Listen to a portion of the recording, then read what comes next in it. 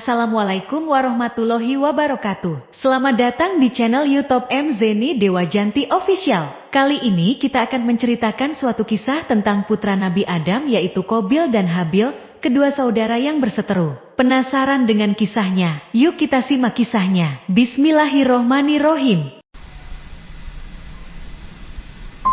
Di masa awal Nabi Adam alaihissalam dan Hawa tinggal di bumi, mereka dikaruniai Allah Subhanahu wa Ta'ala sepasang anak kembar, laki-laki dan perempuan.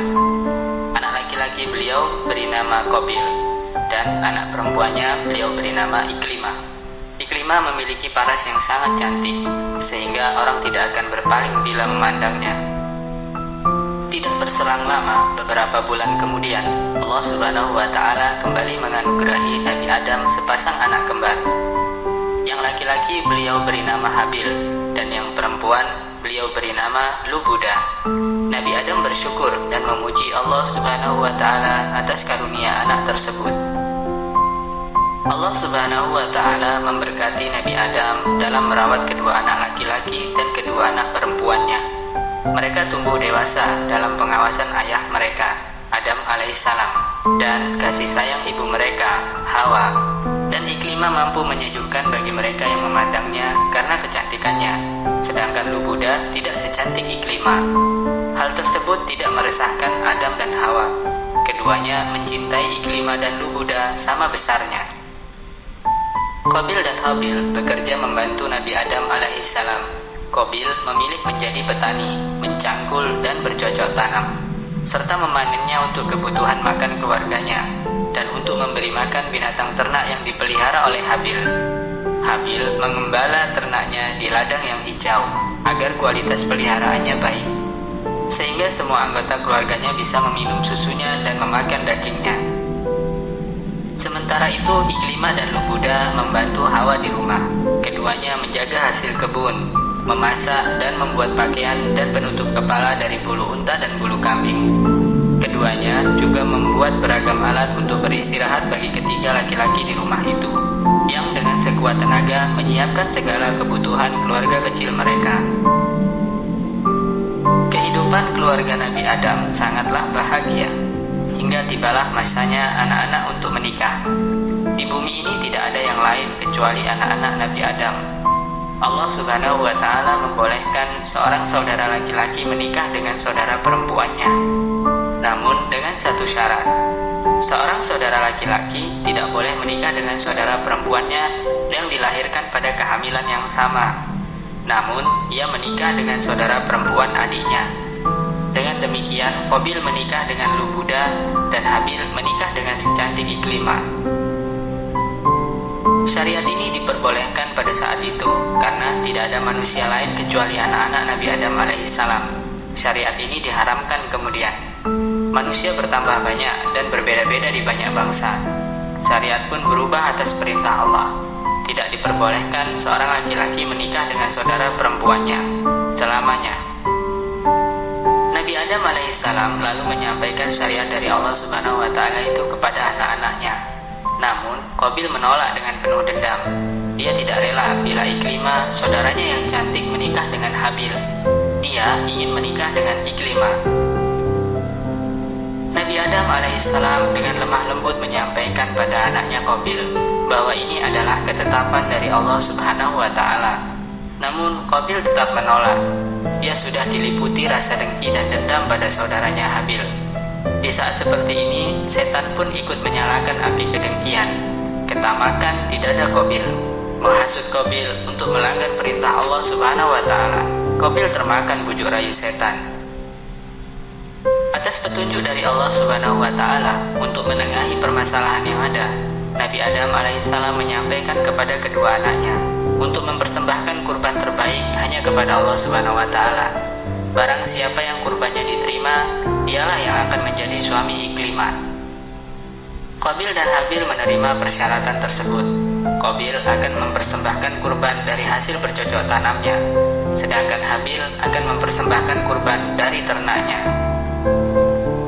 Lalu pergilah kedua bersaudara tersebut ke puncak gunung untuk meletakkan kurban mereka. Pada masa itu masih banyak terjadi keajaiban. Di antara keajaiban itu adalah bahwa ketika seorang hamba berkurban, maka ia meletakkan kurbannya di atas puncak gunung.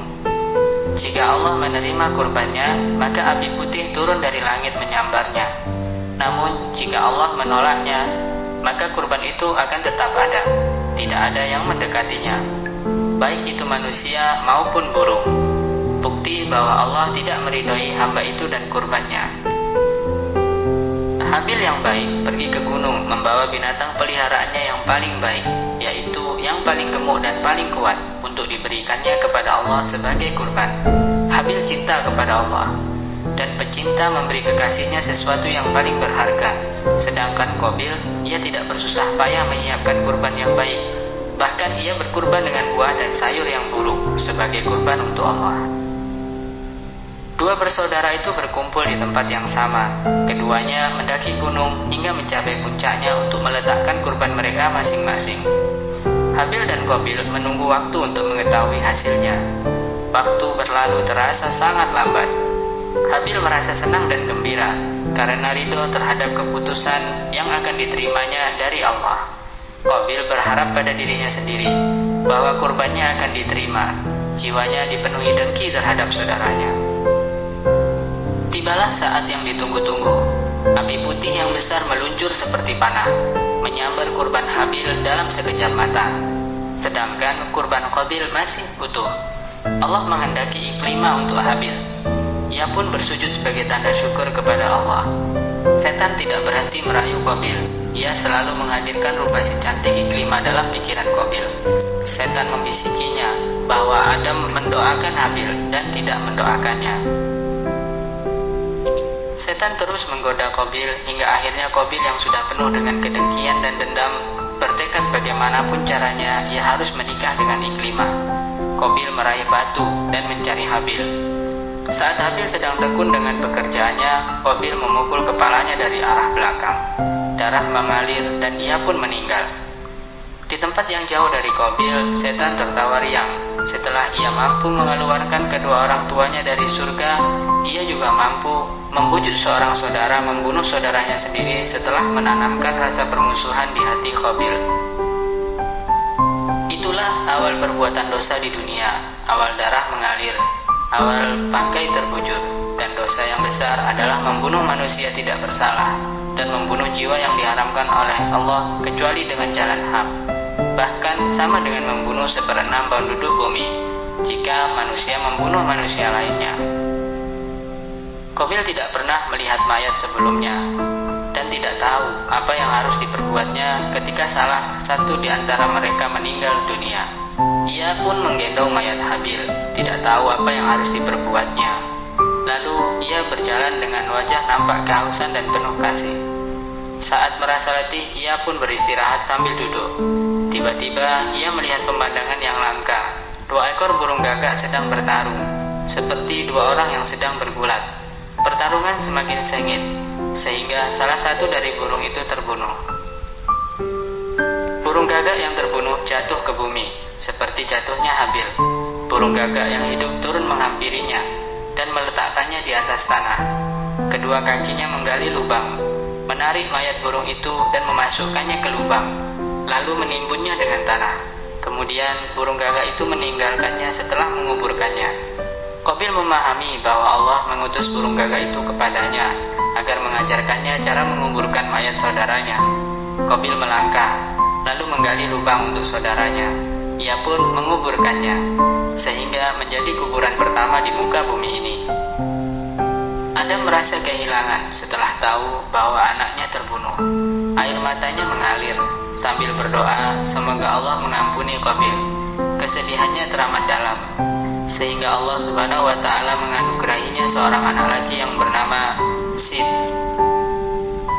Pelajaran berharga yang bisa kita dapatkan dari kisah ini: setan merupakan musuh yang nyata bagi manusia. Mereka selalu berusaha menggoda manusia untuk melanggar perintah Allah. Maka seyogianya kita tidak taat padanya. Taatlah terhadap perintah Allah dan menjalankan apa yang diwajibkannya pada kita, dan menjauhi apa yang Allah larang untuk kita. kebencian, kedengkian, dan ketamakan merupakan kunci-kunci setan. Maka kita harus selalu bersyukur atas segala yang Allah Subhanahu wa Ta'ala karuniakan kepada kita. Berinfak, bersedekah, dan menafkahkan harta yang terbaik di jalan Allah. Karena segala bentuk infak, sedekah, dan harta yang kita nafkahkan di jalan Allah dan semata-mata mengharap ridha Allah akan mendapat balasan kenikmatan dari Allah Subhanahu wa Ta'ala.